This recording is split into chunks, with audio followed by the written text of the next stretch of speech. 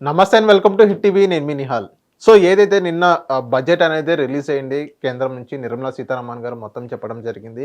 ఏదైతే 12 లక్షల లోపు ఉన్న వాళ్ళకి నో ఇన్కమ్ ట్యాక్స్ అనేది కూడా మొత్తం చెప్పడం జరిగింది. అదొక మంచి ఊరట మిడిల్ క్లాస్ వాళ్ళకి సంబంధించి. And when comes to Andhra Pradesh సంబంధించింది ఏదైతే ఉందో, ఏమి ఇచ్చారు ఏమి ఇవ్వలేదు, ముండి చేయి చూపించారని అంటున్నారు కొంతమంది. ఇచ్చారు పర్లేదు, గతంలో 10 సంవత్సరాలతో పోల్చుకుంటే ఓకే బాగానే ఇచ్చారని అంటున్నారు. సో ఇచ్చారా ఇవ్వలేదా అని దీని గురించి క్లియర్ కట్గా చెప్పడానికి ప్రస్తుతం మనతో ఉన్నారు senior political analyst KS Prasad గారు. సార్ నమస్తే సార్. నమస్తే అండి.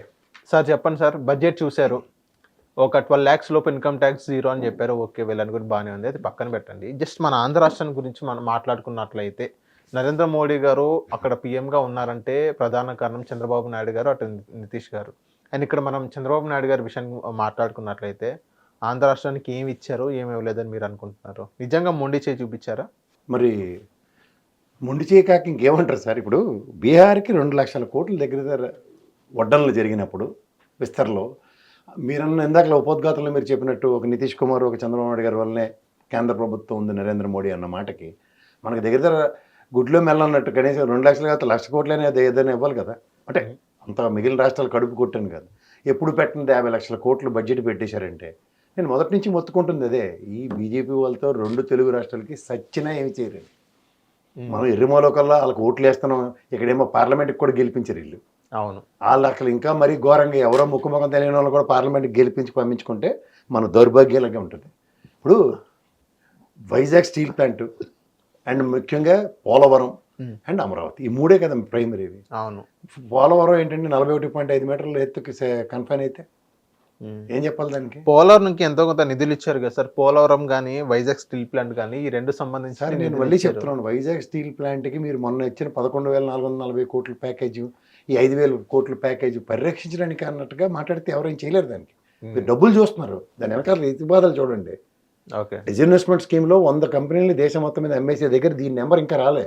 ఓకే, అంతవరకు ఏంటంటే దానికి వచ్చి లాసెస్ని సస్టైన్ చేయడానికి ఏం చేస్తున్నారు? జీతబత్యాలు ఇవ్వకుండా ఎవడైనా ఇంతంత జీతబత్యాలు ఇవ్వాలి, ఇంత అప్పులోనే దీనికి అంటే ఎవడన్నా కొంటాడు ఇటు వచ్చి. అంటే దానికి మన డబ్బులే దానికి ఆ విధంగా ఇచ్చారు, జీతాలు ఇచ్చి పని చేయకుండా ఏం చేయాలో దానికి ముడిసరికి ప్రాబ్లం, దాని తప్ప అన్ని చేస్తారు కదా. ఇప్పుడు ముఖ్యంగా మన రైల్వే జోన్ బడ్జెట్ ఎలకేషన్ ఏదండి? నేను మొదటి నుంచి మొత్తుకుంటుంది అదే. రైల్వే జోన్ గురించి లేదు, ఆ మాటే లేదు. 149 కోట్లు బిల్డింగ్ శంకుస్థాపన అని చెప్పి కథ చెప్పి వెళ్ళిపోయారు. రైల్వే గురించి లేదు, అమరావతి పేరు కూడా అమరావతి పేరు ఎత్తలేదు. అమరావతికి ఎంత వాళ్ళు చెప్తున్న కథ ప్రకారం 1,00,000 కోట్ల పైసలకి. అంటే లాస్ట్ టైం అది వెసులుబాటు ఇచ్చారు కదా, అది ఇచ్చారని చెప్పేసి మళ్ళీ చెప్తున్నాను, బడ్జెట్ లో డబ్బులు ఎలకేషన్ కావాలి సార్. అది మనకి ఇచ్చినట్టు అది దాన్ని ఎప్పుడో సంవత్సరం అయ్యేలోపుగా వస్తుందని ఎదురైనా చూడొచ్చు కనీసం. ఇప్పుడు దీంట్లో రూపాయి డబ్బులు మనకి అమరావతి పేరు మీద ఇవ్వకుండా, వైజాగ్ రైల్వే జోన్కి ఇవ్వకుండా, స్టీల్ ప్లాంట్కి 5,000 కోట్లు ఇచ్చాం, పోలవరంకి ఏమో డయాఫ్రమ్ వాళ్ళు అవన్నీ రిపేర్లు చేసుకోవడానికి వాళ్ళ డబ్బులు వాళ్ళు ఇచ్చుకుంటాం, మనకే ఎలకేషన్ దాంట్లో. ఇప్పుడు ఈ 10 సంవత్సరాలు పొద్దుంది జాతీయ ప్రాజెక్ట్ అది. ఈ టెన్యూర్లో ఒక జాతీయ ప్రాజెక్ట్ కంప్లీట్ చేశారని చెప్పమానండి. ప్రత్యక్ష పరోక్ష పనులు కడుతున్న ప్రజలు సతమతం అవుతున్న ఇతిబాధల్ని గమనిస్తూ తాత్కాలిక ఉపశమనం ఈ ఫైనాన్షియల్ ఇయర్కి ఏమీ లేదు. నెక్స్ట్ టర్మ్కి ఉండరు కూడా తెలియదు. ఐటీ స్లాబ్లు ఓకే 25-26 కదా వీళ్ళు ఉంటారని గ్యారంటీ ఏంటి? ఇప్పుడు నితీష్ కుమార్కి రేపు మంటకి దిగాడు అనుకోండి, ఆల్రెడీ మణిపూర్లో ఎత్తేసాడు దుకాణం, ఇప్పుడు ఇక్కడ దుకాణం లేపేసాడు అనుకోండి, చంద్రబాబు గారు కూడా ఈ బడ్జెట్లు చూసి ఎవడనుకుంటాడు? చంద్రబాబు నాయుడు గారు ఊరుకుంటారంటారా? ఇప్పుడు ప్రస్తుతానికి హనీమూన్ పీరియడ్ నడుస్తుంది కదా సార్, సంవత్సరం దాకా ఏమవుదు. ఈ బడ్జెట్ నెక్స్ట్ బడ్జెట్ కూడా ఓపిక ఉంటుంది, తర్వాత నుంచి మంట మొదలవుద్ది. ఓకే, ఇప్పుడు అవన్నీ ఆల్రెడీ 6 బుల్లెట్లు ఏవైతే వీళ్ళు ఇచ్చారో మనకి దింపారు అందరికి వెనక నుంచి. అదేంటి సంక్షేమం, సభకు నమస్కారం. ఈ బడ్జెట్ అలొకేషన్స్లో కూడా స్టేట్ ప్రాస్పరిటీని ఎక్కడికక్కడ నిరోధిస్తుంటే ఎవరేం చేస్తారు? పోనీ సంక్షేమం చేయట్లే, కేంద్ర నిధులు తీసుకొచ్చి అమరావతి తిరగబెట్టేస్తారు, లేకపోతే పోలవరం గబగబ పరిగెట్టించేస్తారు అంటే ఏమి? ఆర్ఆర్ ప్యాకేజ్ మీద క్లారిటీ ఏదండి? ఆర్ఆర్ ప్యాకేజ్ గురించి మరి ఇంకేది? అది ప్రైమరీగా అదే కదా. 11 సంవత్సరాలు బట్టి బాధితులు సస్తూనే ఉన్నారు. తుఫాన్ రాగానే పునరావాస కార్యక్రమాలకు తీసుకెళ్ళడం, వాళ్ళకి అన్నం పెట్టడం, నీళ్ళు ఇవ్వడం అదే కదా. ఇప్పుడు ఆన్ గోయింగ్ థింగ్స్ ఏవైతే ఇప్పుడు తెలంగాణకు చూడండి, metro project is on going, second phase, దానికి అలొకేషన్స్ లేవు. మెట్రో గురించి కూడా మాట్లాడలే. ఆంధ్రప్రదేశ్ మెట్రోకి ఏమైంది? ఆంధ్రప్రదేశ్ మెట్రో గురించి మాట్లాడాలి. ఆంధ్రప్రదేశ్ మెట్రోకి మాట్లాడలే. ఇక్కడ తెలంగాణలో సెకండ్ ఫేజ్ కి మెట్రోకి ఇక్కడ నిధులు లేవు. మూసి పరిరక్షణ గతంలో చూడండి, ప్రాణహిత చేయవలసి జాతీయ ప్రాజెక్ట్ చేయడానికి రాజశేఖర రెడ్డి గారు నానా తిప్పలు పడుతుంటే అది మొత్తం బడ్జెట్లన్నీ ఎత్తుకొచ్చేస్తున్నాయి కదా. కాళేశ్వరం ప్రాజెక్ట్ కేసీఆర్ గారు మొదలెట్టుకున్నారు స్టేట్ పర్వ్యూలో. దానికైనా డిపిఆర్ తీసుకొని పర్ఫెక్ట్ చేశారా? అంటే స్టేట్ చేస్తే దానికి వివక్ష చూపించుకుంటూ కూర్చున్నారు ఇక్కడ. సార్ ఇంకో విషయం మాట్లాడుకుంటే జల్ జీవన్ గురించి కూడా ఎలాంటి అలొకేషన్ కూడా ఇవ్వలేదు. అడగండి సార్ పవన్ కళ్యాణ్ గారిని, ఆయన జల్ జీవన్ మిషన్ గురించి మా చెడ్డ ఉపోద్ఘాతాలు ఇచ్చారు కదా ఆయన. ఏది మనకు Budget ప్రాపర్ లో- ఎలకేషన్ కావాలి కదా, రూపాయి ఎలకేషన్ ఉంటే దాంట్లో ఏదైనా మాట్లాడతాం. ఇప్పుడు రాజీవ్ సుజలా సుఫలా పథకం కింద ఈ నల్గొండ బాధితులను పరిరక్షించినప్పుడు అదే ఆంధ్రప్రదేశ్లో కూడా ఫ్లోరిసింగ్ బాధితులు ఎంతమంది ఉన్నారు? అవును. అండ్ వాటర్ ప్యూరిఫికేషన్ అది 747 కోట్లు 790 కోట్లు రాష్ట్ర ఖజానా నుంచి ఖర్చు పెట్టుకుని అక్కడ ఉద్దానం బాధితుల్ని 2-3 ప్రాంతాల్లో కిడ్నీ బాధితుల్ని మనం పరిరక్షించుకుంటూ గత ప్రభుత్వాలు చూసిన తర్వాత ఈ ప్రభుత్వ కార్యాచరణ ఏది? ఈ ప్రభుత్వ కార్యాచరణ అంటే కేంద్ర ప్రభుత్వం నుంచి నిధులు లేకపోతే వాళ్ళు మాత్రం ఏం చేస్తారు? అవును. ఇప్పుడు స్టేట్ డైరెక్ట్గా కొన్ని ప్రాజెక్టులు చేయడానికి ధైర్య సాహసాలు కావాలి సార్. వాళ్ళు స్టేట్ బడ్జెట్లో తీసుకొచ్చి ఆ విధంగా చేయడానికి గత ప్రభుత్వం తీసుకున్నాను, ఈ ప్రభుత్వం ఇప్పటిదాకా తీసుకోవట్లేదు అలాంటి విషయాల్లో. పారాసైట్ల కేంద్ర ప్రభుత్వం మీద ఆధారపడుతుంటే ఏది ఎలకేషన్స్ లే. సార్ ఇంత జరిగిన కూడా ఇప్పుడు చంద్రబాబు నాయుడు గారు, పవన్ కళ్యాణ్ గారి మీద కానీ, బీజేపీ ఎమ్మెల్యే కానీ, ఎంపీల మీద, పురంధేశ్వరి గారు మెయిన్ ఇక్కడ వాళ్ళ మీద ఏదైనా ప్రెషర్ పెట్టే అవకాశాలు ఉన్నాయా సార్? ఏమో ఎవడంటే వెళ్ళే ఇది పురంధేశ్వరి గారి వల్ల వస్తే అసలు ఏమీ కాదు. మీరు మళ్ళీ రాసుకోండి, అంటర్లో ఇచ్చి ఎర్రింగ్తో కూడా రాయండి కావాలంటే. ఆవిడకి ఏమీ కాదు, ఆవిడ ఒక ఉత్సవ విగ్రహం బీజేపీకి అధ్యక్షురాలుగా అంతే. వాళ్ళకి ఏమీ అన్న డిస్క్రిప్షన్లు ఆంధ్రప్రదేశ్ నుంచి అయితే గతంలో అయితే సోమవీర్రాజు గారు మీరు ఎవరని అడిగారు ఆయన అధ్యక్షులుగా ఉన్నప్పుడు ప్రధానమంత్రి నరేంద్ర మోడీ గారు మీరు ఎవరండి అని అడిగాడు ఆయన. ఓకే. అంత శ్రద్ధ ఉంటుంది ఆంధ్రప్రదేశ్ బీజేపీ మీద వాళ్ళకి.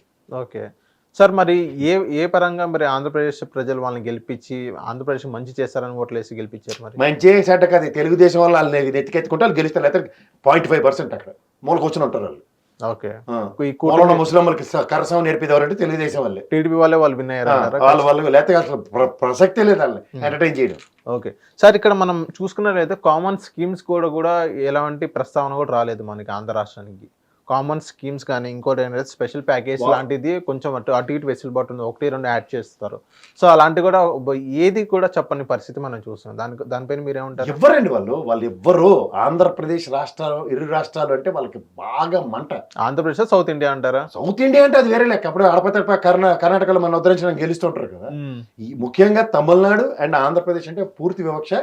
మనం అంటే భయం భక్తి కూడా లేదు, తమిళనాడు అంటే భయం. మళ్ళీ మరి ఆంధ్రప్రదేశ్ ఎందుకంటే కేంద్ర బడ్జెట్లకు సంబంధించిన విషయంలో రాష్ట్ర ప్రయోజనాల విషయంలో వాళ్ళందరూ ఏకతాటి మీద ఉంటారు, గెలిచిన ఎంపీలు అందరూ.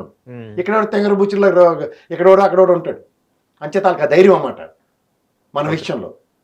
అది చూడండి బీజేపీ వాళ్ళు అసలు తిరగబెట్టేశారని చెప్తున్నారు తెలంగాణకు వస్తారు కల్లా. ఆంధ్రప్రదేశ్ వీళ్ళు మొత్తుకుంటారు అంబేద్కర్ బొమ్మ దగ్గర ధర్నా సాయంత్రం 4 గంటల నుంచి. దేనికి ఇంత ఘోరం అండి? ఇంత వివక్షకు గురి చేస్తారు రాష్ట్రాలని. ఆంధ్రప్రదేశ్ రాష్ట్రంలో ఇది ఉమ్ముతడి కార్యక్రమాలు అన్నట్టు ఏంటండి ఇది? మళ్ళీ మీరు చెప్పినట్టు వాళ్ళు క్లచర్స్ మీద ఉంటే ఒక క్లచర్ చంద్రబాబు నాయుడు గారితోనే మనం గర్వంగా చెప్పుకుంటుంటే రేపు పొద్దున్న తిరగబెట్టేస్తారు మనకంటే. ఒక అమరావతికి దిక్కులే, క్యాపిటల్ ఇన్ఫ్రాస్ట్రక్చర్ సంబంధించిన ఇవే లేవు ప్రాజెక్టులు, ఆన్గోయింగ్ ప్రాజెక్ట్స్కి. అవును, రైల్వే జోన్ సంబంధించి ఏం లేదు, అది మాట లేదు, మాట అంతే లేదు. సో మీ ముందు ఒక కన్నా మెయిన్ వ్యవసాయానికైతే గిట్టుబాటు ధర మీద ఒక మాట చెప్పారండి. వ్యవసాయ బడ్జెట్, రైల్వే బడ్జెట్ అన్ని కలిపి మనం ఉద్ధరించడానికి ఒకటే దిక్కుమల బడ్జెట్ పెడుతున్నారు కదా. సార్ ఇప్పుడు మీ ముందు ఒక ప్రముఖ పేపర్ ఉంది, పేపర్లో ఏం రాశారు సార్? అతను అవన్నీ చదివితే అడుక్కోవాలి. స్లాబ్లు ఏమైనా ఒకసారి మీరు అడుగుతారేమో అని పెట్టుకోండి, నేను ఇది చచ్చిన చదవం. ఇంకోటి ఏంటంటే సార్ ఏం రాశారు? వికసిత భారత్ అదేదో చెప్తుంటారు, గతిశక్తి అతిశక్తి మహాశక్తి అనుకుని ఈ ఏదో మరి పూర్వకుంభ బడ్జెట్లే తప్ప ఒక్కటి ప్రాయోజిత కార్యక్రమం ప్రజలకు ఉండదు. ఎంఎస్ఎంఈ యూనిట్స్ కి మంచి ప్రాధాన్యత ఇచ్చారు అన్నట్టు కూడా ఇవ్వాలండి. ఎంఎస్ఎంఈ యూనిట్లకి ఉద్ధరించకపోతే ఇంకేమవుతున్నాయి? డ్రాస్టిక్ పేస్ లో పరిగెడుతుంది అది ఒకటే. దానికి కూడా ప్రభుత్వం నుంచి సహాయ సహకారాలు అందించకపోతే ఇంకా అనవసరం అది. ఓకే. ఓ పక్క 1,70,000 కోట్లు అండి. 1,70,000 కోట్లు అంటే సామాన్యమైన విషయం అనుకుంటున్నారా? దాని వడ్డీలు ఎలా కడతారో బడ్జెట్లో పెట్టమని చూడండి. ఏది ఎక్కడ ఉంది బడ్జెట్ అలొకేషన్స్? ఏంది అది?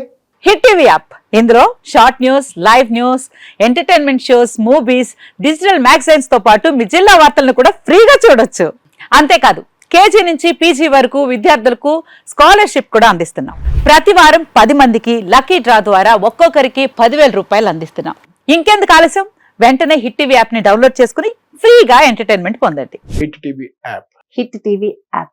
Please download Hit TV app. Hit TV యాప్ని ఫ్రీగా డౌన్లోడ్ చేసుకొని ఎంజాయ్ చేయండి. మీకు నచ్చిన ఎంటర్టైన్మెంట్ కోసం హిట్ టీవీ యాప్ ని ఫ్రీగా డౌన్లోడ్ చేసుకుని ఎంజాయ్ చేయండి. హిట్ టీవీ యాప్ని డౌన్లోడ్ చేసుకుని ఆస్వాదించండి, ఆశీర్వదించండి. ఇంతమంది సెలబ్రిటీలు హిట్ టీవీ యాప్ ని డౌన్లోడ్ చేసుకోండి అని చెప్తున్నారంటే ఎంత మంచి యాప్ ఆలోచించండి. అమెరికా అమెరికా అమెరికా అమెరికాలో చదవాలనుకునే వాళ్ళకి విశ్వసనీయమైన పేరు మన శౌర్య కన్సల్టెన్సీ. UK లో 1 year masters. UK లో 1 year masters. 2 years work permit up to 5 years visa. Contact Saurya Consultancy.